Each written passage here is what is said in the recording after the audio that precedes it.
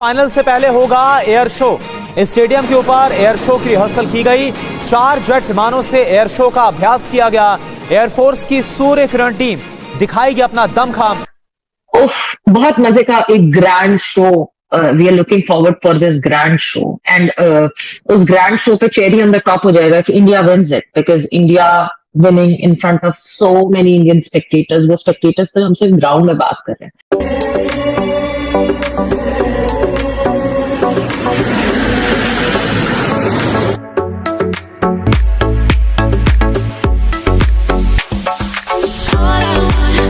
जो चीजें होने जा रही हैं, देखिए काफी सारी चीजें हो रही है, लेकिन जो सबसे मेन चीज है वो है एयर शो। जी हाँ, इंडिया की जो आर्मी है वो एयर शो करेगी, जिसकी तैयारियां आपने अक्सर देखी होंगी सोशल मीडिया के ऊपर के स्टेडियम के ऊपर से उनके फाइटर जेट्स गुजर के जा रहे हैं। बड़ा अच्छा किस्म का विजुअल्स नजर आ रहा है और इसी के साथ साथ लाइट शो होना है, फायरवर्क होना है, बड़ा कुछ होना है। वर्ल्ड कप हिस्ट्री के हाई वोल्टेज गेम में और जीतने वाली टीम और उसके जो परस्तार हैं एक अरसे तक जीत के खुमार में रहते हैं और यही हाल हारने वाली टीम और उसके परस्तारों का भी होता है। अच्छा, इंडिया और पाकिस्तान वर्ल्ड कप में 7 बार मद्दे मुकाबिल हुए हैं और हर बार पाकिस्तानी टीम को शिकस्त का सामना करना पड़ा। मैं चाहूंगा या तो हम घुटने टेक दें कि ये सबसे बड़ा बोर्ड है, पैसे भी इनके पास हैं, एसीसी का सरबरा भी इन्हीं के पास इन्हीं का आदमी है, तो फिर एट द एंड तो फिर कोई कुछ नहीं कर सकता।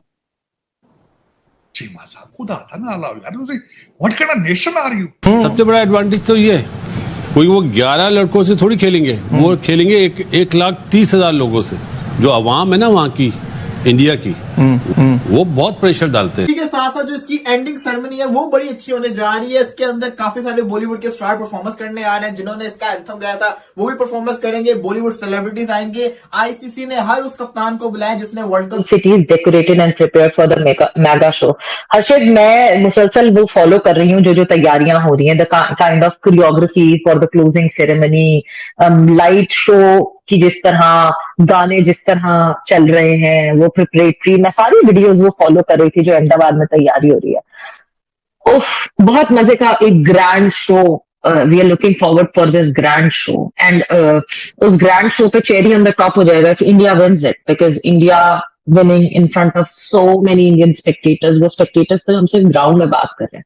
Other than that the viewership, मुझे लगता है व्यूअरशिप के रिकॉर्ड्स टूटेंगे फिर से और स्पेक्टेटर्स जिस तरह उस मोमेंट को एंजॉय करेंगे, that would be a good great sight to see. अभी मैं बिकॉज मैं फॉलो करती हूँ गौरव तनेजा को, फ्लाइंग बीस्ट को, तो अभी मैं उनका भी वो कर रही थी, कमेंट देख रही थी कि वो एक बंदा जो है वो इंडिया जीतेगा का फ्लैग जो बाहर उड़ाता है, उन्होंने अपनी सर्विसेज ऑफर करने की बात की कि भाई मुझे ये नौकरी दे दी, मैं ये कर लूंगा। सो यस, अलग अलग चीजें बिल्कुल चल रही हैं। अहमदाबाद में एक मेले का समा होगा, बिल्कुल होगा एक मेले का समा। मतलब the kind of preparation that I am looking at right now, उससे तो यही अंदाजा हो रहा है कि it would be a ball, a complete ball with so many people coming in, with so many VIPs coming in, with so many VVIPs coming in. मगर जितने वीआईपीज हों, जितने वीवीआईपीज हों, वो जो 1,30,000 बंदा होगा, मेरे लिए तो वो सारे वीआईपीज हैं। और जिस तरह का माहौल होगा वो बहुत ही आउट क्लास होगा। अली बाइडेन जितना बड़ा ये स्टेडियम है, इसके रिंग के ऊपर जब फायर निकलेंगी, फायर वर्क होगा तो बड़ा प्यारा ये लगेगा। फाइनल होगा दुनिया के सबसे बड़े स्टेडियम के अंदर, नरेंद्र मोदी स्टेडियम के अंदर, जहां पे इंडिया के प्राइम मिनिस्टर वो भी प्रेजेंट होंगे, वो ही ट्रॉफी देंगे। तो बहुत बड़ा फाइनल होने जा रहा है। उसकी तैयारियां भी बहुत अरूजों के ऊपर। अगर मैं आपको बताऊं क्लोजिंग सेरेमनी किस हद की हो रही है तो आप एक्साइटेड हो जाएंगे, क्योंकि यहाँ पे हर चीज को उन्होंने वेल एग्जीक्यूट करने का फैसला किया है और इस वर्ल्ड कप को यादगार बनाने का फैसला किया। आपको याद ही होगा कि इसकी ओपनिंग सेरेमनी बड़ी अच्छी हुई थी, लेकिन वो टीवी के ऊपर टेलीकास्ट नहीं हुई थी। लेकिन इसी के साथ साथ जो इसकी एंडिंग सेरेमनी है वो बड़ी अच्छी होने जा रही है। इसके अंदर काफी सारे बॉलीवुड के स्टार परफॉर्मेंस करने आ रहे हैं। जिन्होंने इसका एंथम गाया था वो भी परफॉर्मेंस करेंगे। बॉलीवुड सेलिब्रिटीज आएंगे। आईसीसी ने हर उस कप्तान को बुलाया जिसने वर्ल्ड कप जीता हुआ है, ताकि वो सारे के सारे आए इस वर्ल्ड कप में शिरकत करें फाइनल के अंदर, जिसके अंदर द ग्रेट इमरान खान भी शामिल है। इसी के साथ साथ अगर बात करें तो जो चीजें होने जा रही हैं, देखिए काफी सारी चीजें हो रही है, लेकिन जो सबसे मेन चीज है वो है एयर शो। जी हाँ, इंडिया की जो आर्मी है वो एयर शो करेगी, जिसकी तैयारियां आपने अक्सर देखी होंगी सोशल मीडिया के ऊपर के स्टेडियम के ऊपर से उनके फाइटर जेट्स गुजर के जा रहे हैं। बड़ा अच्छा किस्म का विजुअल्स नजर आ रहे हैं और इसी के साथ साथ लाइट शो होना है, फायरवर्क होना है, बड़ा कुछ होना है। इंडिया जीतता है और फाइनल खेलता है, हम उनको इन एडवांस मुबारकबाद पेश करते हैं। इंडिया को मुबारक हो, आपने बहुत कमाल का खेला है। फाइनल फिर लगता यही है कि इस मर्तबा जीत जाना है इंडिया ने।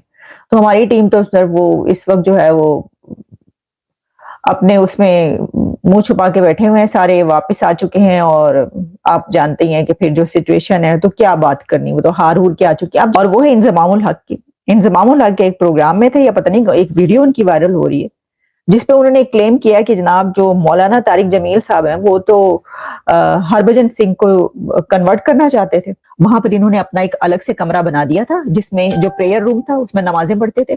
और मौलाना तारिक जमील जब जाते थे तो वो डेली बेसिस पे वहां पर बैठकर जो है वो सरमन दिया करते थे, खुतबा दिया करते थे और कन्वर्ट करने की कोशिश किया करते थे। ठीक है, समझ लें आप, इनडायरेक्टली यही बात हुई।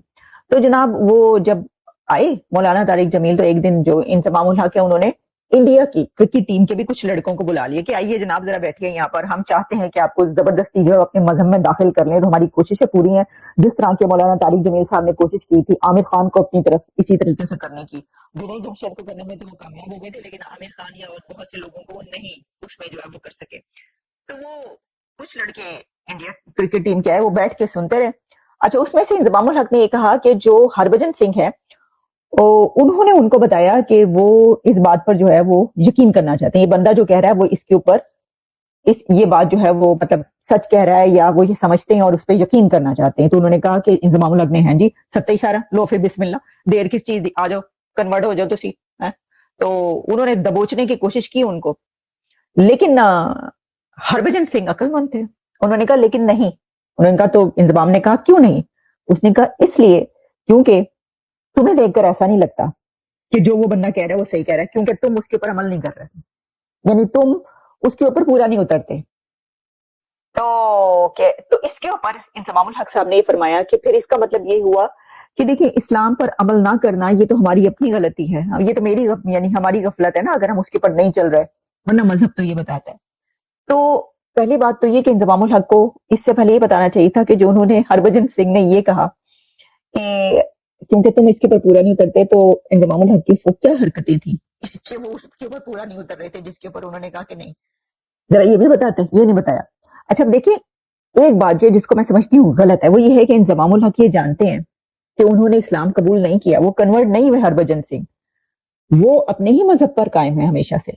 इसके बावजूद इतने सालों के बाद किसी गैर मजहब को, चाहे वो सिख हो या हिंदू हो या कोई और, उसके मुतालिक ये बात कहना कि ये कन्वर्ट होना चाहता था, तो ये क्या सही बात है?